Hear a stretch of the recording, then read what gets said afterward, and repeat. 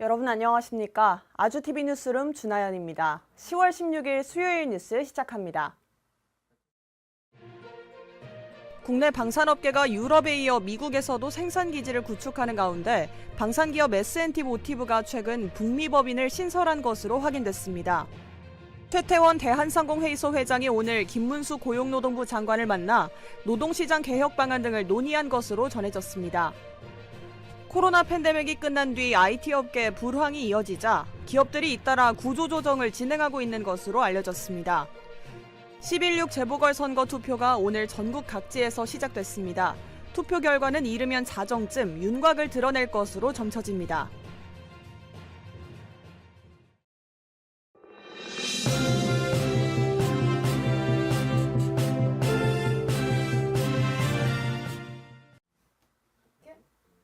오늘 첫 소식은 아주경제 단독 기사로 출발합니다. 국내 방산업계가 유럽에 이어 미국에서도 생산기지를 구축하고 있는데요. 우리 방산기업인 S&T 모티브가 최근 북미 법인을 신설했다는 소식입니다. 우리나라 방산업계가 유럽뿐 아니라 국방비 천조국으로 알려진 미국에서도 생산허브 구축을 잇따라 시도하고 있습니다. 최근 몇 년간 글로벌 방산 시장이 급변하자 국내 기업들도 세계 곳곳에 현지 거점을 마련해 장벽을 뛰어넘으려는 분위기입니다.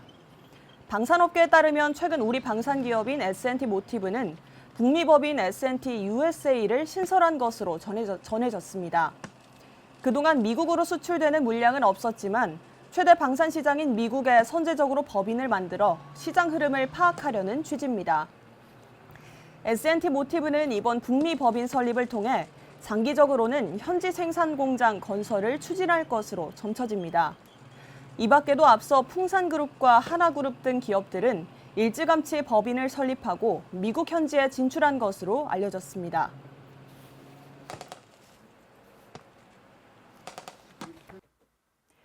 코로나 팬데믹이 끝난 뒤 IT 업계 불황이 이어지고 있는데요. 이에 기업들이 잇따라 구조조정을 진행하고 있는 것으로 알려졌습니다.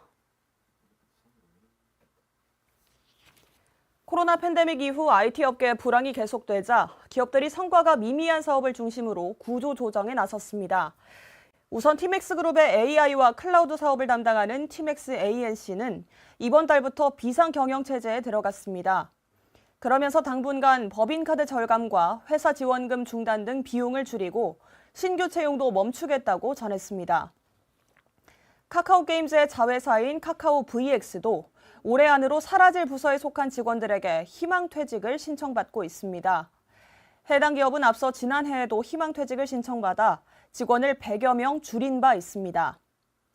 국내 배달앱 업계 3위인 요기요도 지난달 첫 희망퇴직을 받았는데 이처럼 당분간 IT 업계의 구조 조정이 이어질 것으로 점쳐집니다. 11.6 재보궐선거 투표가 오늘 전국 각지에서 시작되는데요. 투표 결과는 이르면 자정쯤 윤곽을 드러낼 것으로 점쳐집니다. 11.6 재보궐선거의 본투표가 오늘 전국 각지에서 일제히 시작됐습니다. 이번 선거는 부산 금정구와 인천 강화, 전남 영광, 곡성군의 기초자치단체장과 서울시 교육감 등을 선출하기 위해 진행되고 있습니다. 투표는 오늘 저녁 8시까지 해당 지역의 투표소에서 참여할 수 있고 최종 투표 결과는 이르면 자정쯤 나올 것으로 예상됩니다. 앞서 지난 11일부터 이틀간 사전투표가 진행됐으며 투표율은 약 9%로 집계됐습니다. 국회의원이나 광역단체장을 뽑는 선거는 아니지만 이번 선거는 지난 4월 총선 뒤 첫 선거인 만큼 민심의 지표가 될 것으로 점쳐집니다. 무엇보다 막판까지 혼전 양상을 보인 부산 금정구청장과 전남 영광군수 선거에서 누가 이길지에 관심이 쏠리고 있습니다. 북한이 우리나라가 평양에 무인기를 보내 대북전단을 살포했다며 남쪽에 대한 적개심을 주민들에게 연일 심어주고 있는데요. 이에 북한 청년 140만여 명이 입대와 복대를 신청한다며 탄원서에 서명한 것으로 알려졌습니다. 북한은 한국이 평양에 무인기를 침투시켜 대북 전단을 살포하자 복수한다며 자원 입대하겠다는 청년들이 쏟아지고 있다고 주장했습니다. 노동신문은 전국에서 청년 140만여 명이 입대 복대 탄원서에 서명했다며 한국을 징벌하려는 의지가 온 나라에 차 넘친다고 보도했습니다. 북한은 이번 일처럼 계기가 있을 때마다 외부 위협을 부각한 뒤 청년들의 입대 탄원 소식을 전하는 방식으로 체제 결속을 도모하고 있습니다. 지난달 취업자 수가 10만 명대 증가폭을 석 달째 이어갔습니다. 다만 건설업 취업자 수는 역대 최대폭으로 줄어든 것으로 알려졌습니다. 통계청은 지난달 취업자 수가 14만 4천 명 늘며 석 달째 10만 명대 증가폭을 유지했다고 발표했습니다. 지난 9월 고용률과 실업률은 비교적 양호한 것으로 전해졌지만 건설업 취업자 수가 10만 명 감소하는 등 역대 가장 많이 준 것으로 나타났습니다. 도소매업과 제조업 취업자 수도 감소폭을 그린 것으로 알려진 가운데 경제활동을 쉬었다는 청년 수도 44개월 만에 최대폭으로 늘었습니다. 이어서 날씨 전해드리겠습니다.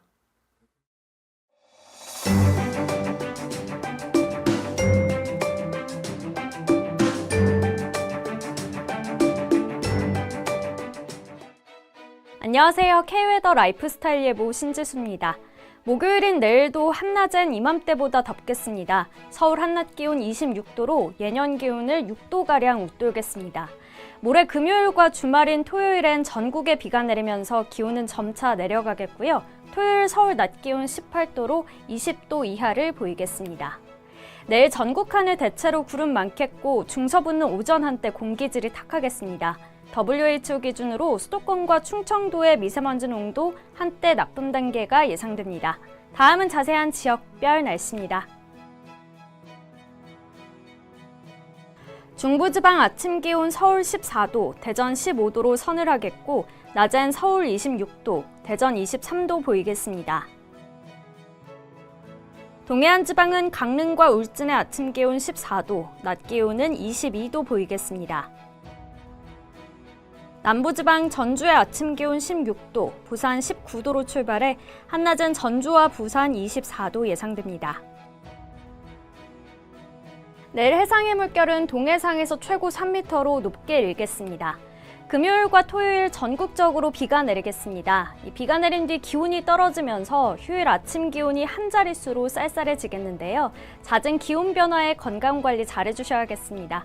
날씨였습니다.